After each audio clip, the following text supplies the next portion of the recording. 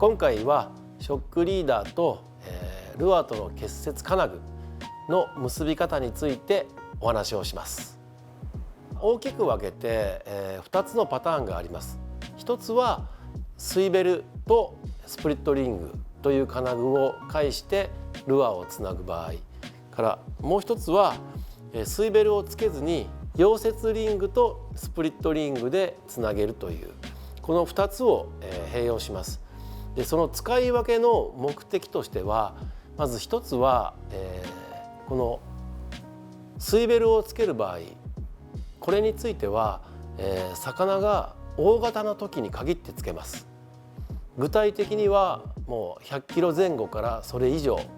もうモンスターサイズを狙う時は必ずこのスイベルをついているものをルアーにつなげます。というのはマグロという魚はファイト時間が長くなり、一定方向にひたすらこういう円を描いて泳ぐということが、それを繰り返されるんですね。そうなるとこのスイベルがついてない状態でのファイトになると、メインライン P ラインがこう少しずつこうよれてねじれがこうどんどん積み重なっていきます。それによる、ライン強度の、劣化を防ぐためにこのスイベルを使っています。それに対してじゃあ今度は、スイベルをつけない理由、これはスイベルをつけなくてもいいサイズというふうに僕は考えます。サイズいったらだいたい50キロ前後まで、そこまでの魚だったらそこまでの長時間ファイトになることはあまりないので、スイベルというね、いわゆる金属の異物をルアーの頭につけることによるデメリット、これを排除するためにあえて、50キロぐらいの魚であれば溶接リングとスプリットリングという非常にシンプルにルアーとの結節を仕上げていってます。じゃあまず100キロ前後からそれ以上の結び方についてお話しします。このスイベルに結ぶ時は、こちらにあるこの強化チューブ、この強化チューブに、このショックリーダー、太い250ポンドとかをくぐった状態でこのチューブごとスイベルに結節していきます。この意図としては、まず大型魚になった時の、飲まれ切れ防止ということも、重要な役割を強化チューブは担います。でもう一つは本来のショックリーダーが持っている強さをさらに、プラスアルファしてくれる代物なので、今までいろんなことをやってきたんですけど、もう今はこの強化チューブというこの優れもののおかげで最もシンプルに、しかも最も高い強度でルアーを結節できるので、今の僕はもうこれ一択になりました。じゃあ実際にこの強化チューブを使って、このスイベルにショックリーダーを結節するところを今から分かりやすく説明していきます。そのためにちょっとこのキャンプで使うね、ロープとそれからこのリングで結んでいこうと思います。まずこのスイベルがこれだと思ってくださいね。これを上向きで持っていただいて、リーダーを上から入れて一旦抜きます。でもう一回その横に入れて、はい、ここに2本並びました。この2本並んだものをこの最初の先端で上からまとめてできた穴に抜いてあげる。いいですか？これを上から2本同時にまとめて縛ってあげる。はい、この状態です。非常にシンプルです。これだけでもう抜けないです。今から強化チューブを使ったスイベルへのこのつなぎ方っていうのを実演していきます。まずは、飲まれ切れ防止という意味もあるので、長い場合は本当にこの強化チューブをルアーから10センチとか長く取る場合もあります。で短ければ3センチ4センチぐらい出てればいいかなっていう時も多いので、その長さに切ったりもしてます。今からはだいたい一般的に3、4センチ出ているという状況の強化チューブを作ろうと思います。で、長さはだいたいね10センチから11センチぐらいで一旦切ります。はい、だいたいこれぐらいの長さで、この強化チューブもこちらにちゃんとナイロンサイズで35号から50号って書いてあったり、参考の号数が書いてあるんですね。で、このバリバスさんの250ポンドを使うとこれ70号って書いてあります。70号だけど全然この L という50号までのものに入ってしまうので、ブカブカよりはね多少フィットした方がいいという考えで、これは70号だけど L を使います。で、まずこの10センチ10センチぐらいに切ったものの両サイドを一瞬だけ一応炙ります。ささっと、はい、ささっと。これは一応ですね、ここがほつけたりボロボロにならないようなことをイメージして軽く焼いてます。で、その後に今度はショックリーダー、はい、このショックリーダーを中に通すんですけど、このサイズだったらすんなり入るんですけど、あまりにもきつい場合にはこのショックリーダーの先を少し斜めにカットしてあげると、このチューブの中にショックリーダーを通しやすいです。このまま入れますよ。で、これをだいたい1センチから 1.5 センチ出した状態でスイベルに結んでいきます。で、結び方実はものすごく簡単です。はい、スイベルを平行に持って、上から1回まず通します。で、ここで親指でこの通した強化チューブのところをちょっと軽く押さえながら、こんな感じですね。もう一回同じ穴の横に入れていきます。はい、2本並べるようにね、こうやってこっち側です。はい、ピューッと。で、長さをちょっと調節しながら、はい、今2本並んでますね。で、こちら側は、はい、上から入れて、もう一回上から入れて、ここに輪っかできてます。これを今度は全部いっぺんに上からまとめて乗っけてからできた輪っかを穴を通してあげる。これを引っ張ります。はい、それで隙間をしっかりと押さえながら引っ張ってあげて、今この状態になりました。ちょっとリーダーの方が長かったね。で、これちょっと切ってあげて、はい、で最後にこの出ているリーダーを焼いて、焼きこぶで丸くしていきます。焼き玉を作っていってあげます。 OK です。はい、こんな感じですね。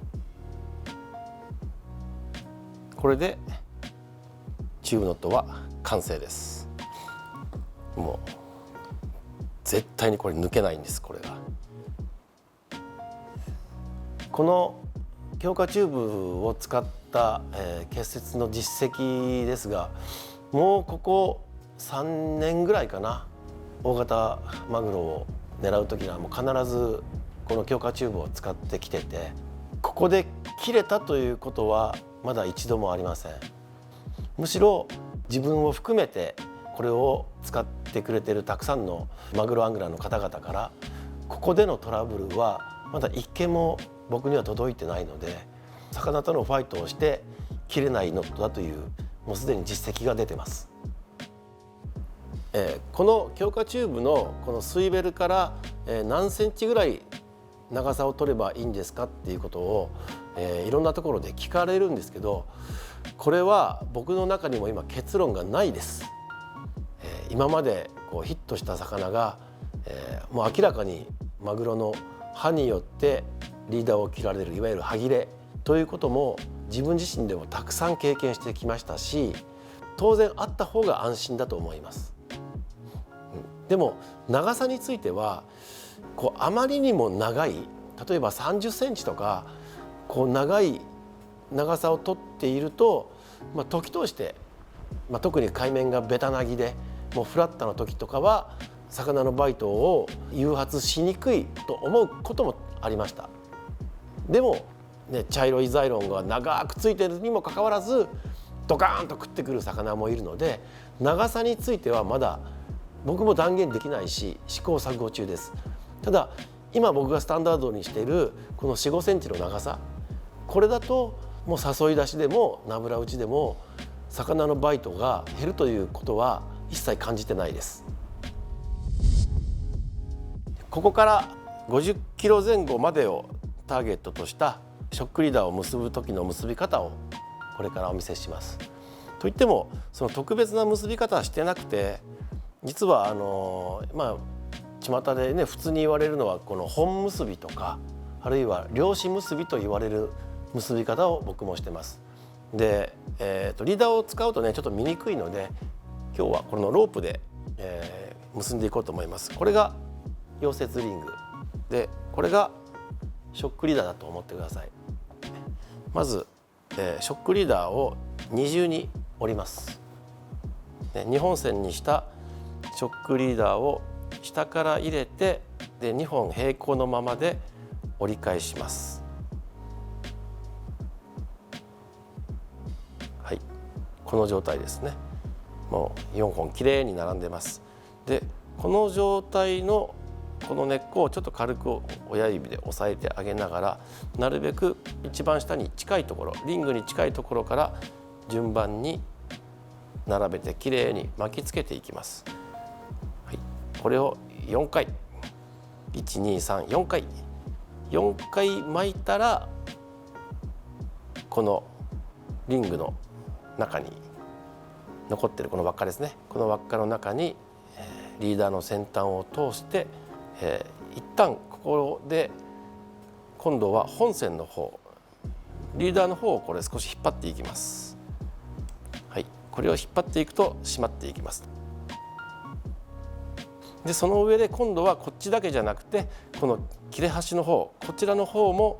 しっかりと引っ張ります。これによってこのダブルラインがしっかりとリングを捉えていって締め込んでいくので、交互に締めていきます。でまたこちらをギュッと締めて、でまたこちらをグッと引っ張る。もうほぼこれで完成です。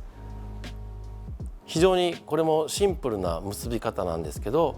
強度がしっかり出ているので、僕はこの本結び、あるいは漁師結びという結び方を今は日常的に使ってます。で結んだ後はこの先端をまたライターで少し炙って焼き玉を作って、一応気休めなんですけど、切れ端の処理としては少しライターで炙って焼き玉、丸い玉を作っておくのが安心できると思います。でここからは、僕の結び方について使い分けを明確にお話をすると、僕は、この5号とか、あるいは6号がメインのタックルのところ、ここに青い線を引くと、こちら側がスイベルを使わない、要はスイベル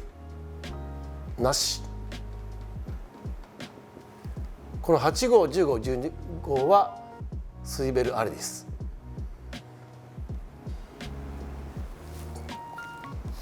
どういうことかというと、だいたい30キロから50キロ、マックス60キロぐらいまでの魚であれば、ファイトタイムも例えば1時間を超えることっていうのはほとんどない。スイベルがなくても最後までファイトできるだろうということでスイベルをほぼつけません。でこれに対して、魚が80キロとかね、もう100キロとか200キロとか、もうとんでもないでっかいやつをやるときには長いファイトになるのでスイベルをつけるようにしてます。でじゃあこの5号6号がメインの時は溶接リングとスプリットリングを組み合わせてリーダーを結節していくんですけど、じゃあこのスプリットリングはじゃあどれぐらいの強さがいいんですかって聞かれたら、大体は特にこの5、60キロまでだったら、このリーダーの強度、太さ150ポンドとか130ポンドとか、この数字と同等の強度のスプリットリングをルアーの結節に使います。でこのリーダーと同じような強度のスプリットリングを、今度は溶接リングにリーダーを結んで使うんですけど、この溶接リングについては隙間に溶接リングが入り込んでリング抜けをしないような線形の太さ、ここは強度重視ではなくスプリットリングとの相性が重視になります。こちらについては。で今度スイベルがある方については、じゃあこのスイベルの強度はどうなんですかって聞かれたら、ルアーのアクションに影響がなく、なるべく強度が高いものを選びます。例えば12号でも200キロを狙う時っていうのは、ここについては必要以上に強いもの、もう各メーカーが出している、最も強度の高いものを使います。でじゃあ8号10号はどうかって言ったら、ここについても大きさはルアーのバランスを崩さない、要はあまりにもアンバランスにならないことですよね。でありながら魚の大きさよりもだいぶ強度の高いもの、そういったスイベルを選ぶようにしてます。以上お話ししたこの、溶接リングとスイベルとスプリットリングの使い分けっていうのは、基本的に僕の、キハダクロマグロ問わずマグロゲーム全体での、僕が使用している、金具の使い分けになります。この内容を参考にしていただいてマグロゲームに挑んでみてください。